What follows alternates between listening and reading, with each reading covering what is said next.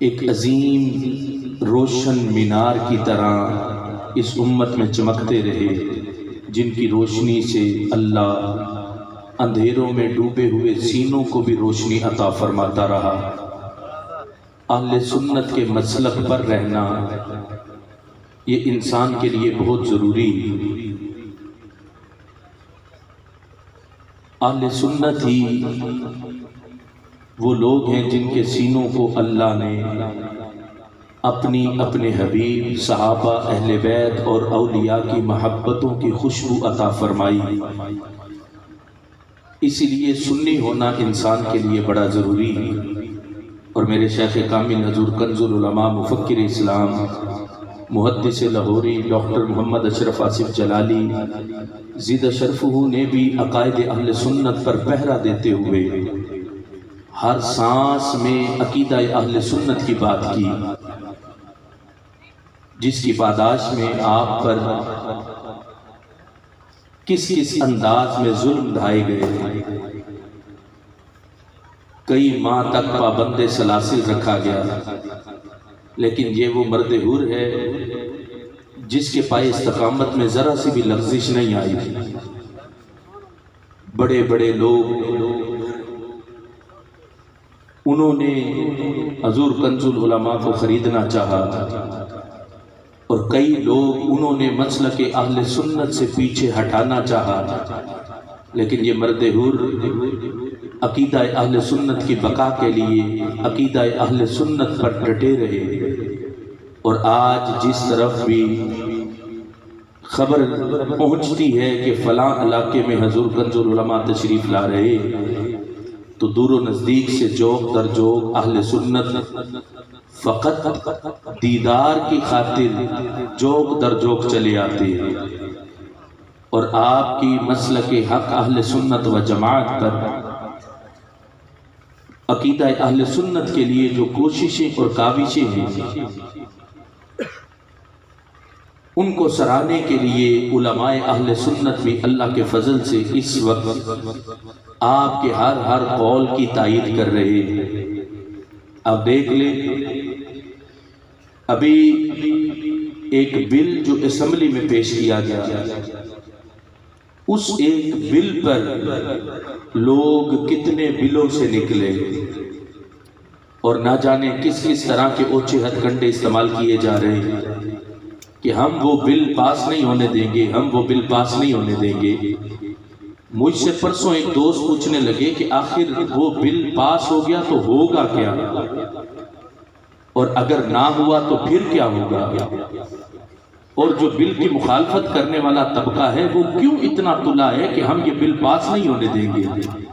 تو ذہن میں رکھنا، ان کی دکانیں صحابہ کرام علیہم الرضوان پر تبرہ کرتے ہوئے چلتی ہیں، ان کی دکانیں ازواج مطہرات رضی اللہ تعالی عنہن آپ کی شان میں گستاخیاں کرنے پر چلتی ہیں۔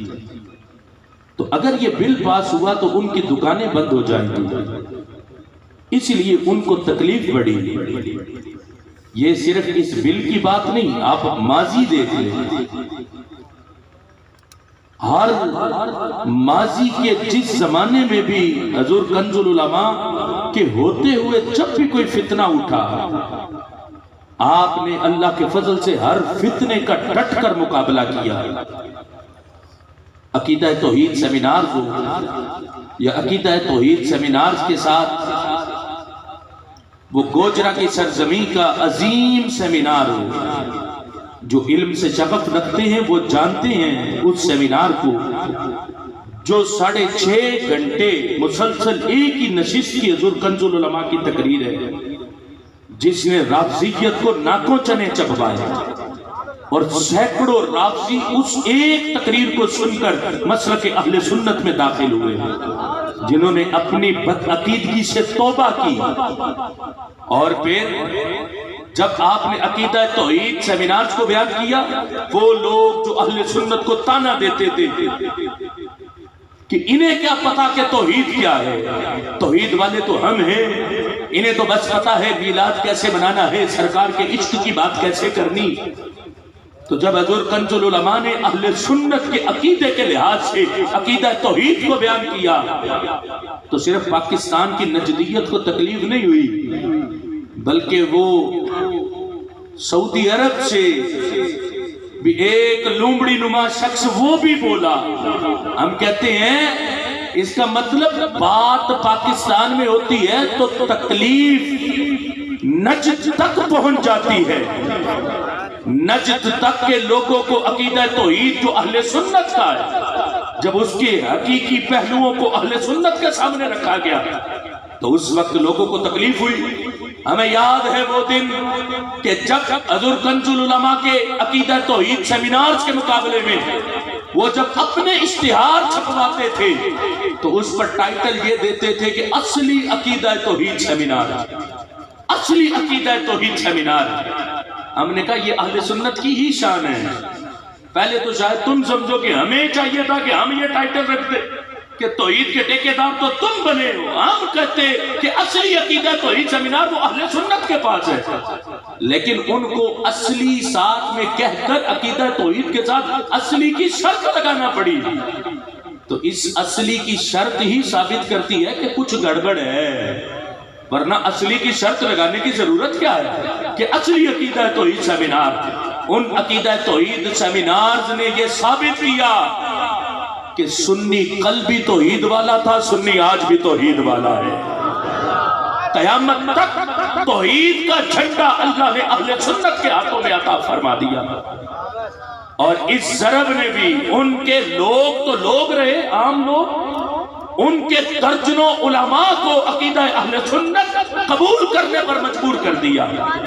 اللہ کا فضل ہے، حضور کنزُ العلماء نے جب نجدیت کو ناکو چلے چبوا کر اپنا رخ کیا رافضیت کی طرف تو ایران کے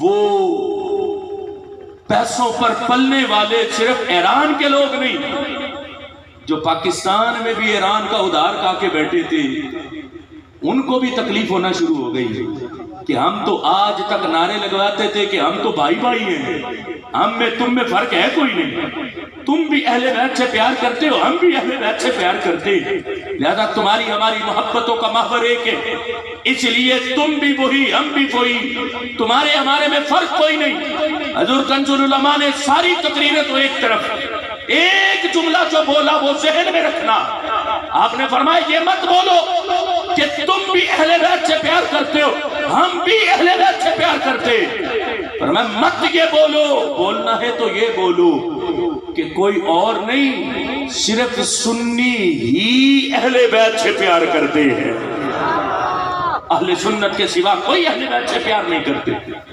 یہ ہی کا جملہ حضور کنزُ العلماء نے فرمایا، فرمایا مت ڈگریاں دو انہیں کہ وہ بھی اہل بیت کے محب ہیں، وہ تو جھوٹے ہیں، اہل بیت کی محبت ہونا یہ رافضی ہونا نہیں، خلفاء ثلاثہ پر تبرہ کرنا یہ رافضی ہونا ہے، اہل بیت کی محبت ہونا یہ تو پکا سنی ہونا ہے۔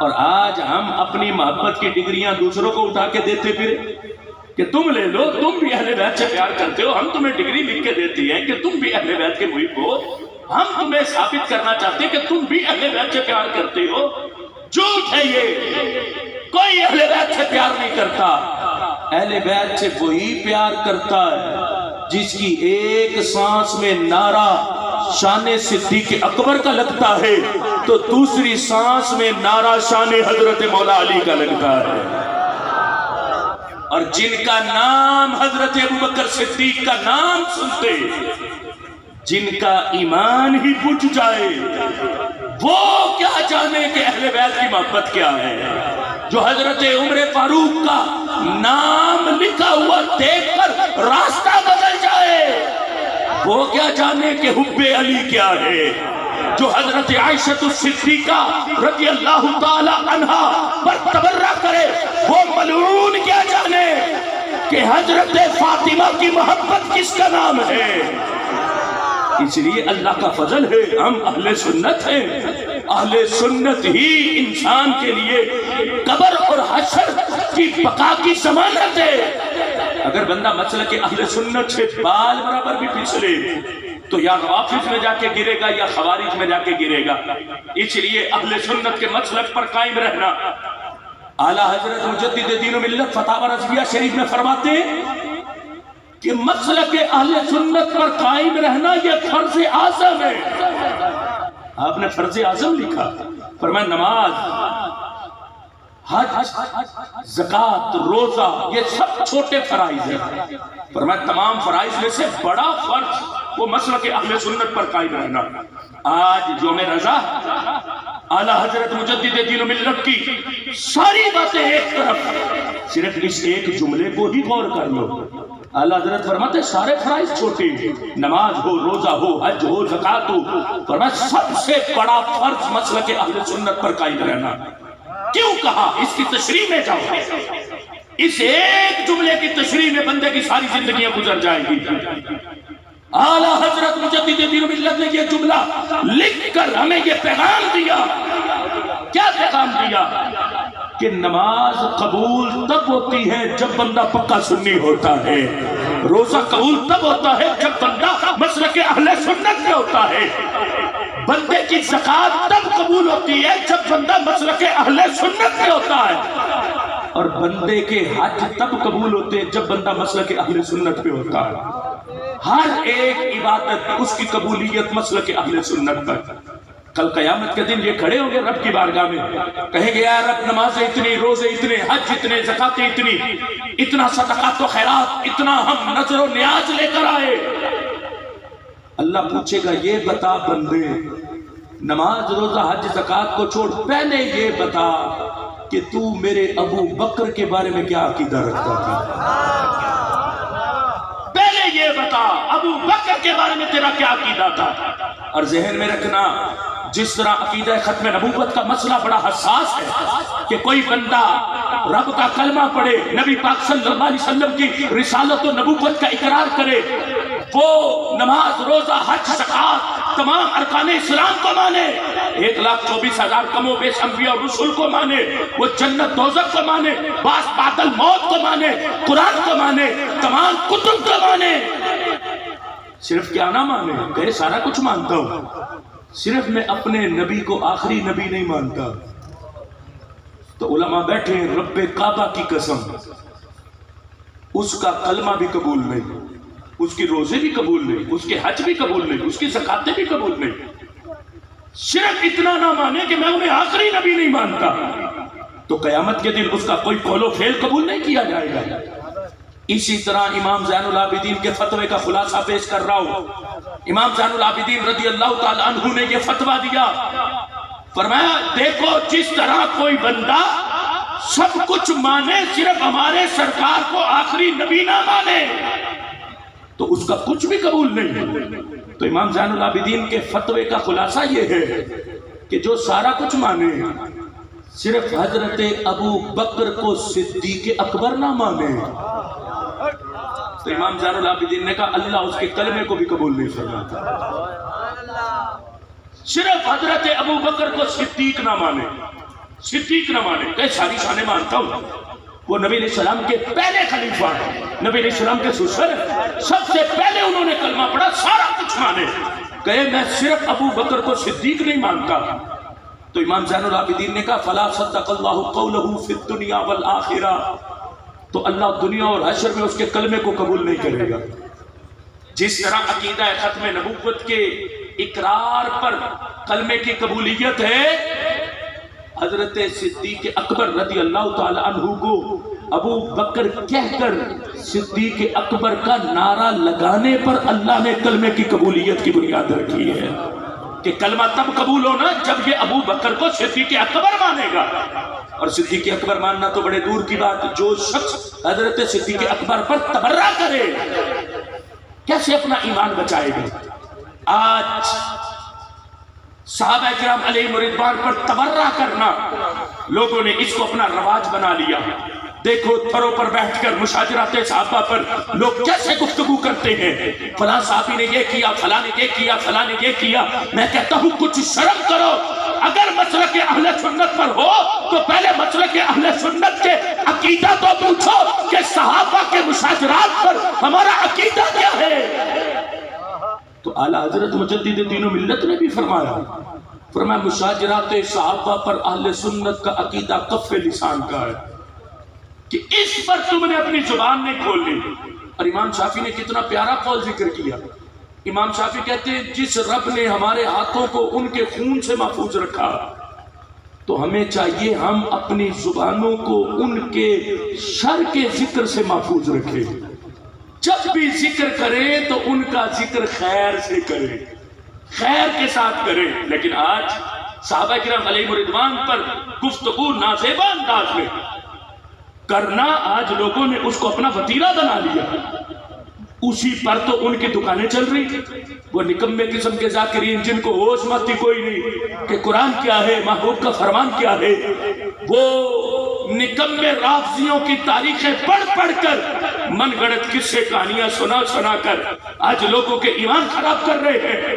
میں کہتا ہوں ان کا عقیدہ آج رافضیوں کی تاریخ پر ہے, اور اللہ کا فضل ہے اہل سنت کا عقیدہ یہ رافضیوں کی لکھی ہوئی تاریخ پر نہیں, یا قرآن پر ہے یا آمینہ کے لال کے فرمان پر ہے. اس لیے اہل سنت کے مسلک پر رہنا اہل سنت کے لیے آج لازم ہے, اور اس عقیدے پر اپنی زندگی کو بسر کرنا. آج جس عقیدے پر پہرا دینے کے لیے حضور کنز العلماء جیسی شخصیت جگہ جگہ گلی گلی نگر نگر آپ تک مسلک اہل سنت کی حقانیت کا پیغام پہنچا رہے ہیں. دیکھو نا, ان لوگوں نے کہا تھا یکم ربیع الاول کو ہم بل کو روکنے کے لیے نکلیں گے, تو لاہور میں میرے شیخ کامل نے صرف اتنے جملے بولے, کہا تم بل روکنے نکلے گے, ہم 12 ربیع الاول کو بل نافذ کرنے نکلیں گے. کیا ہوا, اس غبارے سے اتنے جملوں سے ہی ہوا نکل گئی. اگلے دن ہی بیان آ گیا نہیں ہم نے مشاورت کی ہے, ہم نے یکم ربیع الاول کے اس احتجاج کو ملتوی کر دیا. میں کہتا ہوں یہ تو اہل سنت کے ایک فرد کے جملے کی اتنی برکت ہے, اور اگر ہر سٹیج ہر گلی سے سنی بولے اور اپنے مسلک کی بولی بولے, صحابہ کے دفاع کی بولی بولے, اہل بیت کی محبت کی بولی بولے, تو سوچو ہر گلی میں ہی اہل سنت کے عقیدے کی خوشبو پھیل جائے گی. ہر شخص بولے تو صحیح, ذمہ داری اپنائے تو صحیح. یہ ہماری ذمہ داری ہے کہ ہم مسلک اہل سنت کے لیے بولے, مسلک اہل سنت کی بقا کے لیے بولے. اس وقت مسلک اہل سنت پر ہونے والی سازشیں اور حملوں کے خلاف بولے. لوگ پوچھتے ہیں کس کو مانے کس کو نہ مانے, کس کی مانے کس